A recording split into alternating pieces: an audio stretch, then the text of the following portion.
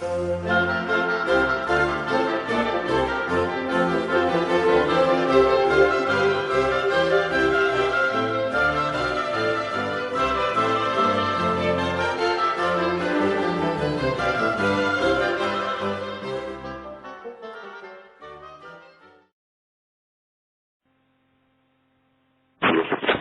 en esta mañana solamente nos vamos a detener en el versículo primero.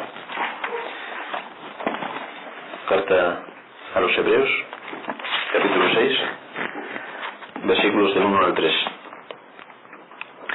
que nos dice: por tanto, dejando ya los rudimentos de la doctrina de Cristo, vamos adelante a la perfección, no echando otra vez el fundamento del arrepentimiento de obras muertas, de la fe en Dios, de la doctrina de bautismos, de la imposición de manos, de la resurrección de los muertos y del juicio eterno. Y esto haremos si Dios en verdad lo permite.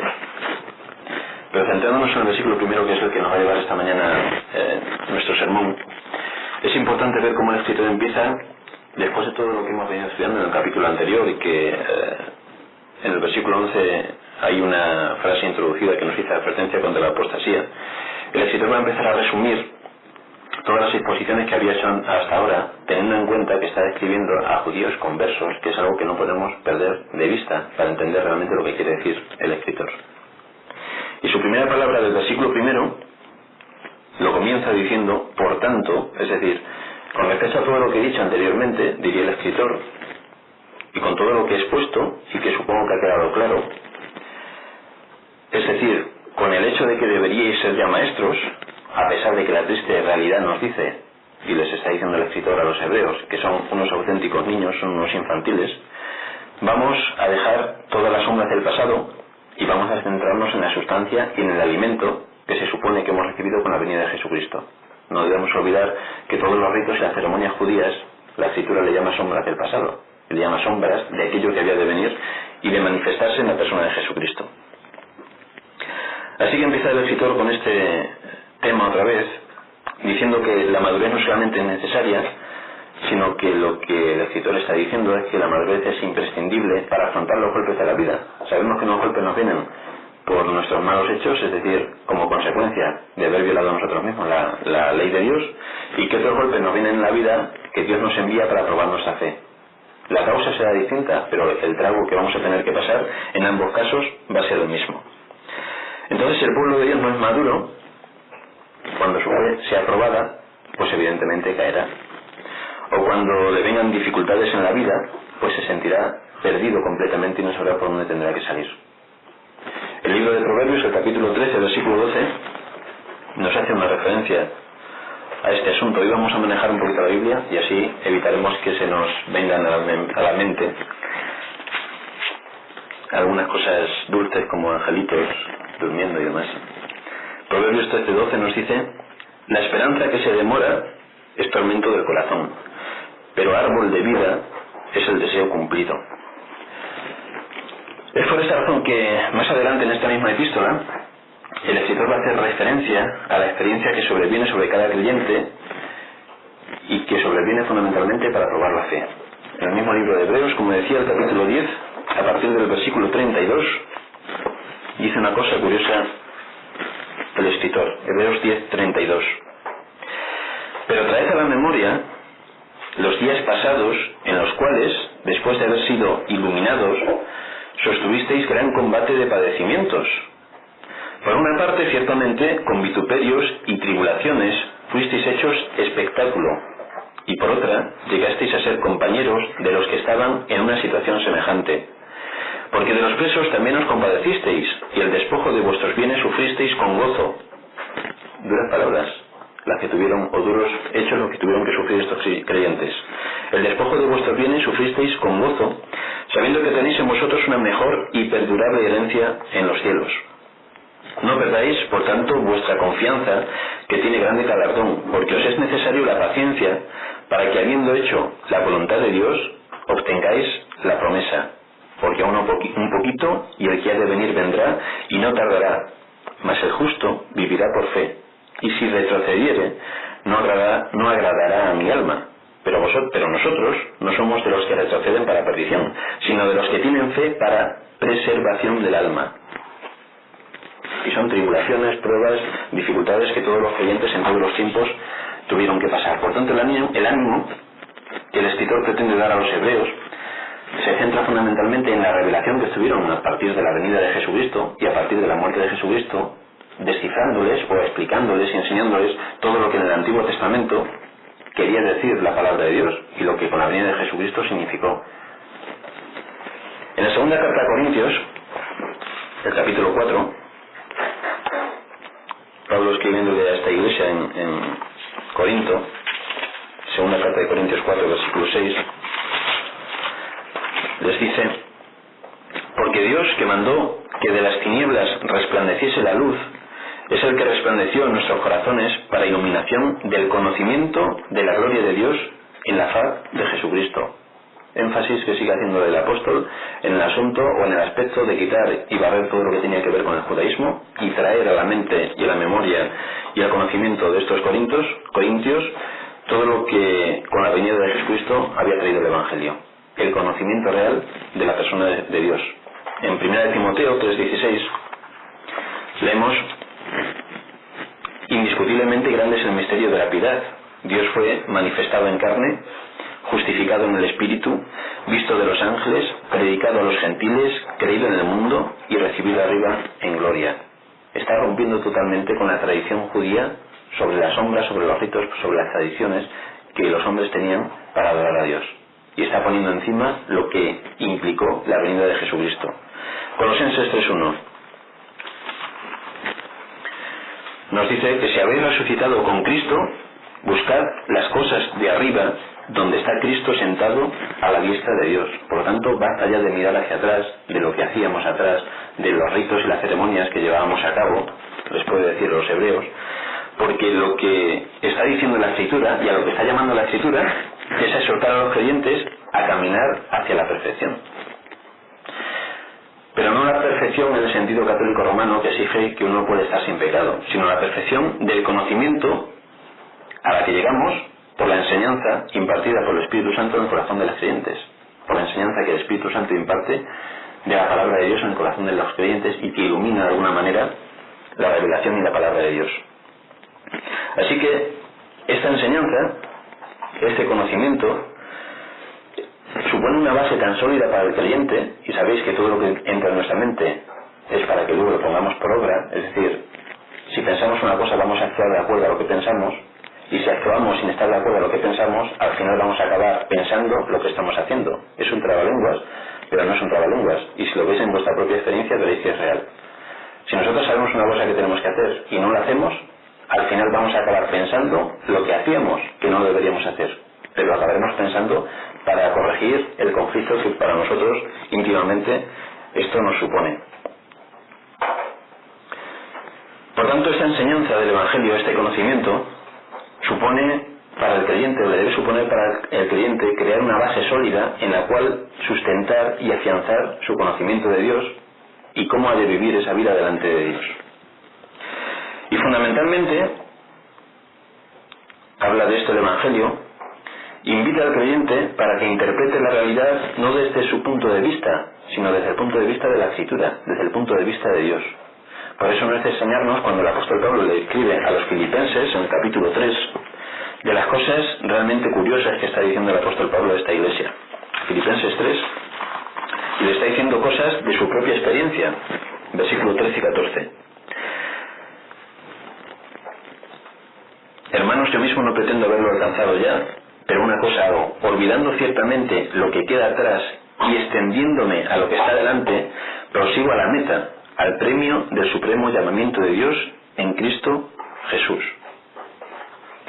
¿Y por qué está diciendo esto el apóstol Pablo? En otro texto dirá que todo lo tiene por basura con tal de servir y seguir a su maestro. Por lo tanto, la interpretación que el apóstol Pablo está dando de qué es el conocimiento que ha recibido y que le ha sido impartido por parte de Dios, le lleva a decir exactamente que su interpretación de la realidad es que lo demás le sirve como basura, porque su único objetivo y la única validez de su existencia es honrar y adorar el nombre de Dios. Cuando estos creyentes a los que se le está escribiendo en la carta a los hebreos se convirtieron al Evangelio de Jesucristo, tuvieron que dejar atrás sus ritos, sus costumbres judías, y comprendieron, cuando el Evangelio les fue anunciado, comprendieron que el auténtico santuario no estaba en el templo que ellos celosamente pretendían guardar, sino que el auténtico santuario estaba en los cielos. Pero la duda que se planteó en los tiempos de nuestro Señor es si realmente Él era el Mesías que estaba prometido en las Escrituras y que estaba prometido por boca de los profetas. La duda estaba en si esa persona, ese ser que hacía milagros y que operaba milagros y que predicaba y nadie le podía llevar la contraria, no porque no quisieran, sino porque no tenían argumentos para llevarle la contraria, si aquel realmente era el Mesías que Dios había prometido a los profetas. Las palabras de nuestro Señor en Juan 14:1 dice: si creéis en Dios, creed también en mí. Pero dicho desde 2000 años después, nos es bastante fácil ver que realmente Jesucristo era el Hijo de Dios, pero no era tan fácil para la gente que vivía en aquella sociedad, que estaba su mente manipulada y pervertida por las enseñanzas de los doctores de la ley, que decían otra cosa totalmente contraria a lo que decía la Escritura. ¿Qué significa entonces cuando nuestro Señor está diciendo que si creéis en Dios, debéis creer también en mí? Pues significa ni más ni menos que la fe es la que debe generar y la que debe marcar el camino. Así, en la epístola a los Efesios, el capítulo 1, el versículo 3, el apóstol Pablo dice: bendito sea el Dios y Padre de nuestro Señor Jesucristo, que nos bendijo con toda bendición espiritual en los lugares celestiales, y habla ahora de una persona, en Cristo. Y si veis todo el mensaje del Evangelio, del Nuevo Testamento, porque también hay Evangelio en el Antiguo, todo el mensaje del Nuevo Testamento como explicación del Antiguo se centra en la figura de Jesucristo y enuncia la persona de Jesucristo y expresa la obra meritoria que Jesucristo hizo por su pueblo, y una y otra vez reclama la autoridad que Jesucristo tiene como autor de la fe y como dador de la fe. Así que esta perfección que vemos en Cristo nos da toda la manifestación del propósito eterno de Dios, de la gracia de Dios, y el hecho que todos nosotros sabemos es que por la justicia de Jesucristo, nosotros que éramos injustos hemos sido hechos perfectos para siempre delante de Él. Pero ¿qué nos dice el versículo que nos ocupa en Hebreos 6:1?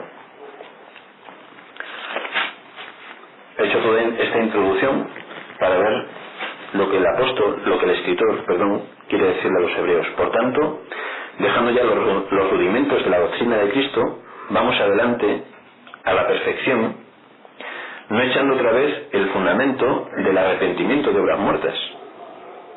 No echando otra vez el fundamento. Pero la versión original no dice no echando otra vez el fundamento, sino no echando fundamento. Puede parecer lo mismo, pero no es igual. Si dice el fundamento, parece que no hay ningún otro fundamento. Y si dice fundamento a secas, puede ser que haya más fundamentos aparte del que está mencionando.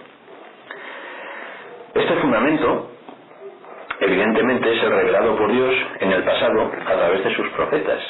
Durante muchos siglos y algunos milenios, la palabra de Dios fue enviada a los profetas, y los profetas continuamente fueron transmitiendo la palabra de Dios al mundo en el Antiguo Testamento. Es por eso que disponemos del Antiguo Testamento, que no se hizo un día para otro, sino que tardó un par de miles de años en crearse. Y no podemos, por otra parte, olvidar que esta carta está escrita a judíos conversos y que se les está demostrando cómo Dios, a través de los siglos y a través de los años, ha ido ampliando su conocimiento o dando ampliación del conocimiento de Dios a los hombres y a su pueblo. Todos sabemos que un fundamento es lo primero que necesitamos antes de construir un edificio. Si construimos una casa y no le ponemos fundamento, pues sabemos que tarde o temprano la casa se nos va a caer. Empezará a agrietarse porque el terreno no es firme y al final se nos caerá una pared, se nos caerá el techo y se nos caerá toda la casa. Por lo tanto, la relación que existe entre el judaísmo y el cristianismo es realmente que el judaísmo sirvió como fundamento para la fe en el cristianismo, en la persona de Jesucristo, que iba a venir en el cumplimiento del tiempo. Por lo tanto, como fundamento, el judaísmo precede al cristianismo. Si pudiéramos hablar de dos corrientes, que no lo son, pero si pudiéramos hablar de dos corrientes entre el judaísmo y el cristianismo, podríamos decir que en el judaísmo se empieza a crear el fundamento y el cristianismo asienta sus bases en el fundamento creado en el judaísmo, pero que es la misma palabra de Dios. Y digo esto de judaísmo y cristianismo porque es los términos que utiliza el escritor cuando le escribe a los hebreos que eran judíos.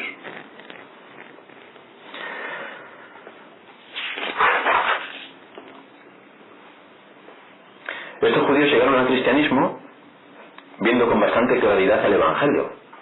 Por eso se convirtieron al cristianismo, porque entendieron cuál era la importancia de la figura de Jesucristo, de las sombras que ellos traían del judaísmo. Pero había transcurrido el tiempo, habían transcurrido muchísimos años ya desde su conversión, vivían en una sociedad judía, eso no lo podemos olvidar, vivían en una sociedad judía, y con el transcurrir del tiempo, aquello que en un momento fue la auténtica revolución para ellos, hizo que con el transcurrir del tiempo vivieran entre judíos, costumbres judías, ritos judíos, que se alejaban totalmente de los principios del Evangelio, porque no respondían sino a las doctrinas de hombre, hizo que esta gente se hiciese dura para oír, que es lo que estudiábamos hace unos cuantos sermones. El hecho de que no quisieran escuchar la responsabilidad cotidiana que todos los creyentes tenemos en nuestros hechos, en nuestra conducta y en nuestra voluntad, les llevaron a esta iglesia a volver su vista al judaísmo, a volver su vista a los ritos y a las costumbres que el judaísmo tenía en su época y que ellos mismos habían practicado con anterioridad. De alguna manera es fácil entender que seguir los ritos es mucho más cómodo que seguir una disciplina interior que te lleva a ponerte delante de Dios y saber que en cada momento estás delante de Dios y que tienes que actuar con responsabilidad delante de lo que son tus principios. Por lo tanto, si quitamos nuestros principios y quitamos nuestra responsabilidad, es mucho más fácil venir a la iglesia y decir sí, hasta la semana que viene, que continuamente estar luchando contra nosotros mismos para seguir los principios bíblicos.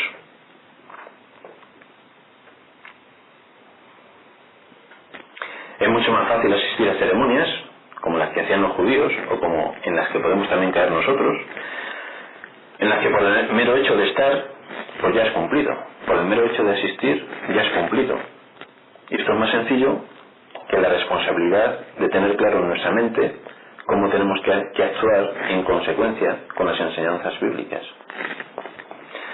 Cuando Pablo le escribe a los Gálatas sobre este mismo asunto, les dice en el capítulo 3, a partir del versículo 22, Gálatas 3,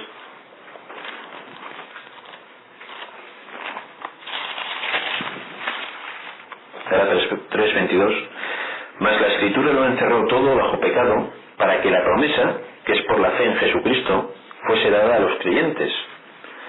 Pero antes que viniese la fe, versículo 23 de Gálatas 3, estábamos confinados bajo la ley, encerrados para aquella fe que iba a ser revelada. De manera que la ley, está refiriendo a lo que ocurrió en el Antiguo Testamento, la ley ha sido nuestro ayo para llevarnos a Cristo, a fin de que fuésemos justificados por la fe. Pero venida la fe, ya no estamos bajo ayo, pues todos sois hijos de Dios por la fe en Cristo Jesús. Porque todos los que habéis sido bautizados en Cristo, de Cristo estáis revestidos. Y ya no hay judío ni griego, no hay esclavo ni libre, no hay varón ni mujer, porque todos vosotros sois uno en Cristo Jesús. Y si vosotros sois de Cristo, ciertamente linaje de Abraham sois y herederos según la promesa. ¿Qué está diciendo aquí el apóstol? Pues que cuando vino la fe, ya no estamos bajo ayo, ya no estamos bajo un cuidador que nos diga cómo tenemos que hacer las cosas. Por lo tanto, tenemos que tener cuidado como personas maduras, que se supone que somos, que está diciendo a la iglesia, nos está diciendo a nosotros, tenemos que tener cuidado como personas maduras que somos, o que se supone que somos, en no volver otra vez a aquello que nos caracterizaba cuando éramos niños, cuando éramos inmaduros y cuando éramos infantiles. Una persona que tiene 40 años no puede vivir igual que una persona que tiene 3. Y la iglesia de los hebreos vivía de esa manera. Llevaban muchísimos años en la fe y vivían como auténticos niños en la fe. Y a partir de aquí el escritor empieza a enumerar 6 cosas basadas en el tema del fundamento. ¿Y por qué 6? Pues no podemos olvidar el significado del número 6. Mientras que el número 7 nos habla de la perfección, el número 6 nos habla de la imperfección. El número 6 es el quiero y no puedo, es el pretender lograr algo, pero jamás poder conseguirlo, o el no tener ni la más mínima vocación de llevar a cumplir algo que es nuestro propósito y es nuestro objetivo. El número 6 es realmente una verdad a medias, o dicho de una manera, es una verdad pervertida. Es el querer, o tener, no ni siquiera la intención, sino a lo mejor, pero ni por asomo tener la voluntad decidida de cambiar algo. Por eso, en esa carta a los Hebreos también, en el capítulo 9, versículo 13, no sé si os enteraréis hoy del sermón, pero desde luego no os vais a dormir. Hebreos 9:13 dice: porque si la sangre de los toros y de los machos cabríos y las cenizas de la becerra rociadas a los inmundos santifican para la purificación de la carne, y está aquí hablando el escritor de lo que hacían las sombras y los ritos en el Antiguo Testamento, si esto es lo que hacían, dice en el versículo 14, cuanto más la sangre de Cristo, el cual mediante el Espíritu Eterno se ofreció a sí mismo sin mancha a Dios, limpiará vuestras conciencias de obras muertas para que sirváis al Dios vivo. ¿Y por qué dice eso aquí el escritor? Porque en el versículo 1 de Hebreos 6 está hablando del arrepentimiento de obras muertas. Y fijaos que no habla de arrepentirse de los pecados, habla de arrepentimiento de obras muertas. Es decir, puede que hagamos cosas que no tienen como base ni como objetivo el servicio a Dios. Puede que no sean pecado, pero puede también que estén totalmente alejadas de lo que se supone que tiene que ser y que tiene que hacer un hijo de Dios. Hay cosas que son moralmente neutras. ¿Es pecado o no es pecado? A lo mejor no es pecado, pero a lo mejor el uso que demos de eso sí puede hacer que sea pecado.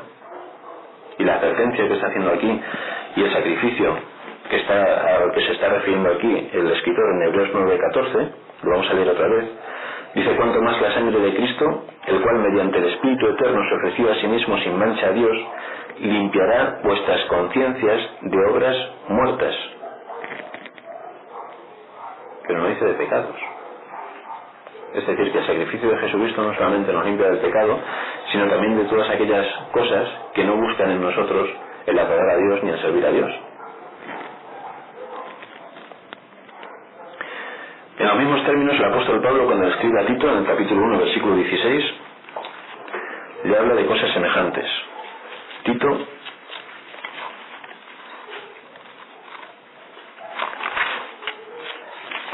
1:16 le dice: profesan conocer a Dios, pero con los hechos lo niegan, siendo abominables y rebeldes, reprobados en cuanto a toda buena obra.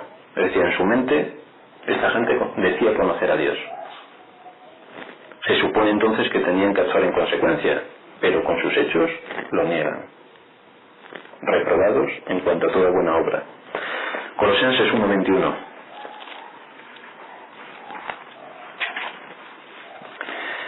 Y a vosotros también, que erais en otro tiempo extraños y enemigos en vuestra mente, haciendo malas obras, ahora os ha reconciliado.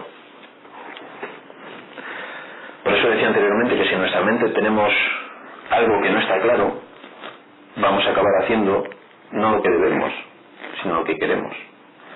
Si lo que hemos aprendido en nuestra mente no lo llevamos a la práctica, acabaremos pensando lo que estamos haciendo y no haciendo lo que estamos pensando. ¿Cuál es el problema que tenían estos hebreos? Pues que en su mente ya no estaba el principio del Evangelio que habían adquirido después de la venida de Jesucristo con respecto a la sana enseñanza, sino que en su mente había ahora mismo añoranzas del pasado, y es a lo que ellos querían volver, porque en su mente ya se había introducido ese principio de error. Querían volver otra vez al judaísmo. Por eso cuando llegaban a la iglesia a escuchar la palabra de Dios, ya no podían oírla, porque en su mente ya estaba pervertida y estaban pensando ya en otras cosas. Y nos podemos preguntar cómo nosotros en nuestros días, en nuestra época, en nuestra iglesia, podemos pervertir el Evangelio. Podemos sentarnos delante del púlpito, escuchar el mensaje y oírlo de forma pervertida. El problema fundamental que tenían estos hebreos es que no solamente no querían oír lo que se les predicaba, no solamente eran duros de oír, sino fundamentalmente, viviendo en una sociedad judía, querían vivir como el resto de la gente de su sociedad, porque ellos eran los diferentes y no querían ser diferentes. Hay una base en el ser humano, y es que tiende a identificarse con el grupo. Y cuando alguien no está identificado con el grupo, o el grupo lo rechaza o él se siente marginado, por lo tanto hay que unirse al grupo. Y este asunto de unirse al grupo es normalmente el problema de las iglesias. La iglesia normalmente quiere identificarse con que no es iglesia. Y veréis que en la mayoría de las campañas de evangelización y todo esto se pretenden adaptar las ideas que tiene el mundo para atraer a la gente a la iglesia. Pero no se marca una diferencia. Es lo que hacéis vosotros allí, lo hacemos nosotros aquí. Es un buen sistema de enseñanza y de evangelización. Veis así que ya no existe prácticamente diferencia entre quien es creyente y quien no es creyente. Ya no hay diferencia. Porque ya todos viven de la misma manera. Es decir, hay que vestir de forma distinta como visten lo creyente. Pues eso no es lo que enseña el Evangelio. Lo que hay que pensar es de forma distinta a como piensa en lo creyente, y más que nada tener una actitud ante la vida totalmente distinta de la que tiene el no creyente. Por eso cuando al principio de este culto leíamos el Salmo 73, que lo vamos a releer en algunos versículos, nos habla el salmista de la diferencia entre el que es hijo de Dios y el que no es hijo de Dios. Salmo 73, a partir del versículo 2, el salmista, que es Asaf, dice: en cuanto a mí, casi se deslizaron mis pies, por poco resbalaron mis pasos. ¿Por qué dice esto el salmista? Porque tuve envidia de los arrogantes viendo la prosperidad de los impíos. Y él diría: si soy yo hijo de Dios, ¿cómo pueden los impíos ir por delante? Porque no tienen congojas por su muerte, es decir, ni le preocupa lo que va a venir en el futuro. Pues su vigor está entero, encima tienen más fuerza que los demás. No pasan trabajos como los otros mortales, tienen privilegios, parece ser, ni son azotados como los demás hombres. Por tanto, la soberbia los corona, una descripción de los impíos impresionante. Se cubren de vestido de violencia, los ojos se les salen de gordura, tienen todo lo que necesitan y más. Logran con creces, lo dice aquí, logran con creces los antojos del corazón. Se mofan y hablan con maldad de hacer violencia, hablan con altanería. Ponen su boca contra el cielo, maldicen todo lo que tiene que ver la obra de Dios. Y su lengua pasea la tierra, pasan por la criba a quien les parece. Así que a veces miramos en nuestro entorno y vemos como el salmista veía aquí a la gente que le rodeaba que no les iba tan mal. Es decir, violaban todos los principios bíblicos habidos y por haber, maldecían a Dios y vivían como auténticos señores. Todo lo que se proponían no solamente lo lograban, sino que lo lograban con creces, mucho más avanzado de lo que ellos se habían propuesto. Veía el salmista a la gente que, a pesar de sus tremendos pecados, sus fraudes, sus robos, sus mentiras y sus asesinatos, prosperaban. Y se tiene que preguntar el salmista en el versículo 12: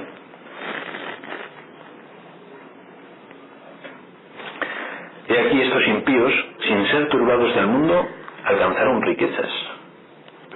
Y se pregunta el salmista: verdaderamente en vano he limpiado mi corazón.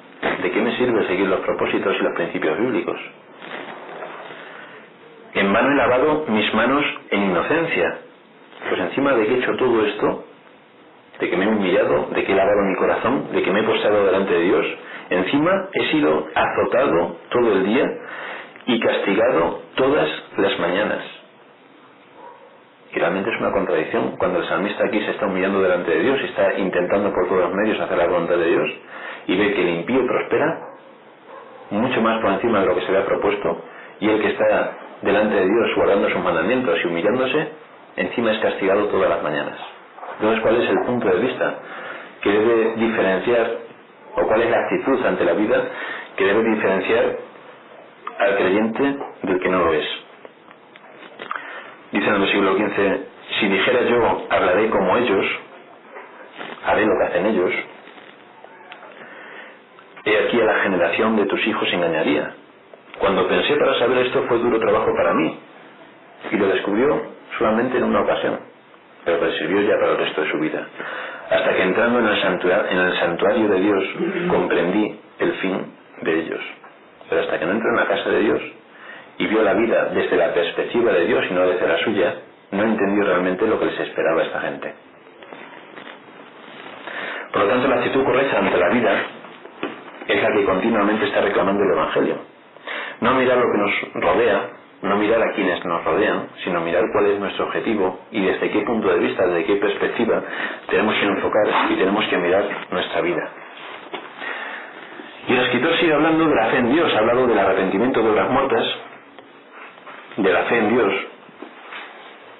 Claro que los judíos, como eran un pueblo privilegiado, o al menos eso es lo que ellos se creían, los judíos tenían una gran diferencia con respecto a los gentiles, porque ellos tenían al verdadero Dios a quien adorar, mientras que los gentiles pues no tenían ningún tipo de revelación de Dios. Sin embargo, y curiosamente, en numerosísimas ocasiones, estos judíos que se jactaban de tener a Dios y al verdadero Dios, se dejaron llevar por los pueblos paganos y adoraron a dioses falsos y construyeron altares para adorar a dioses falsos. Mientras que por contrapartida, los paganos también intuyeron la existencia de un Dios al que ellos llamaron no conocido y a quien ellos también querían adorar. Por lo tanto, los judíos que tenían el verdadero Dios y el conocimiento de Dios se dedicaron a construir altares falsos.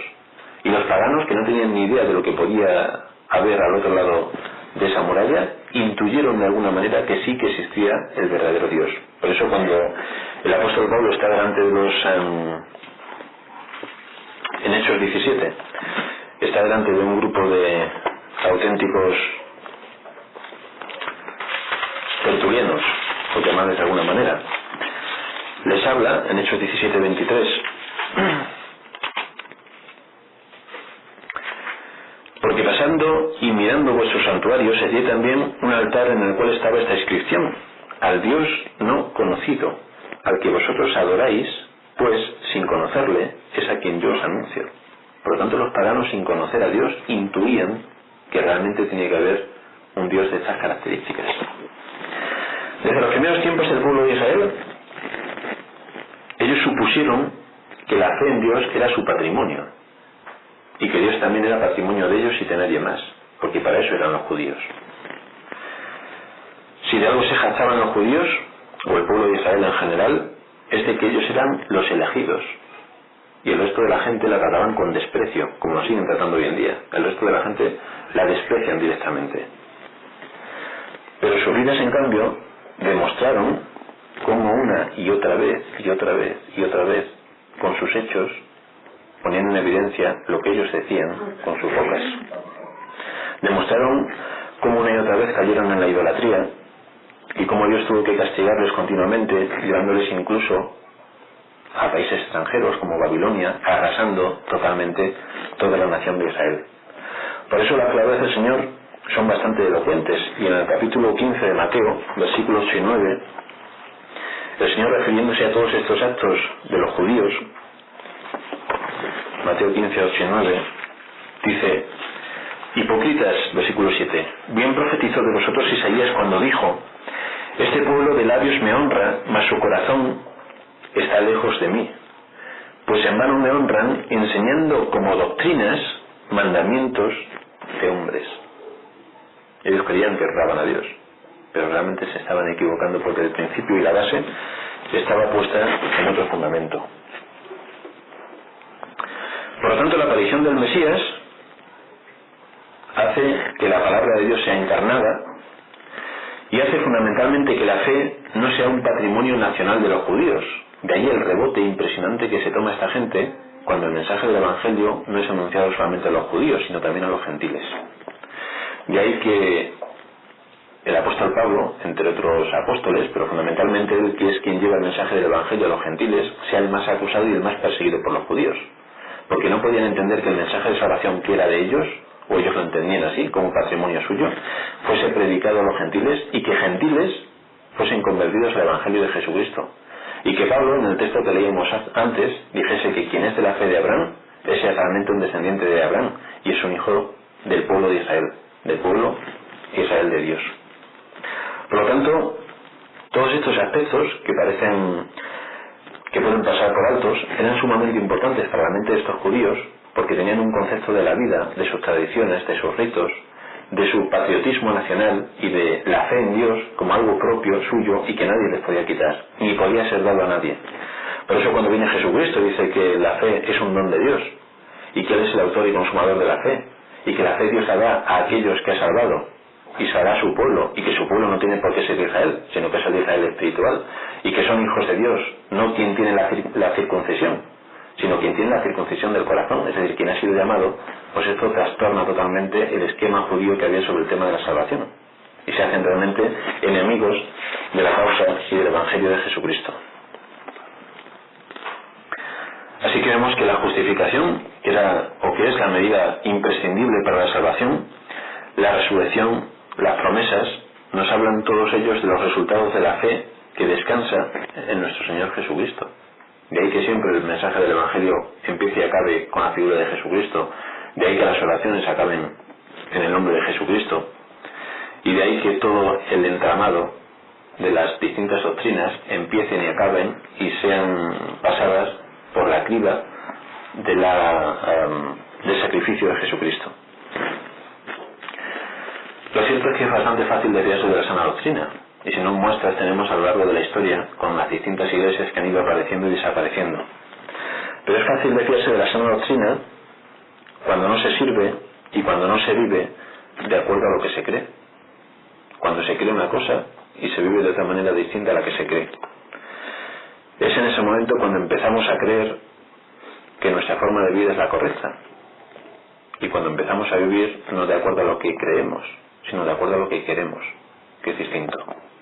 Para terminar me gustaría leeros un texto en Colosenses 3, versículo 12 y siguientes, que nos habla realmente de lo que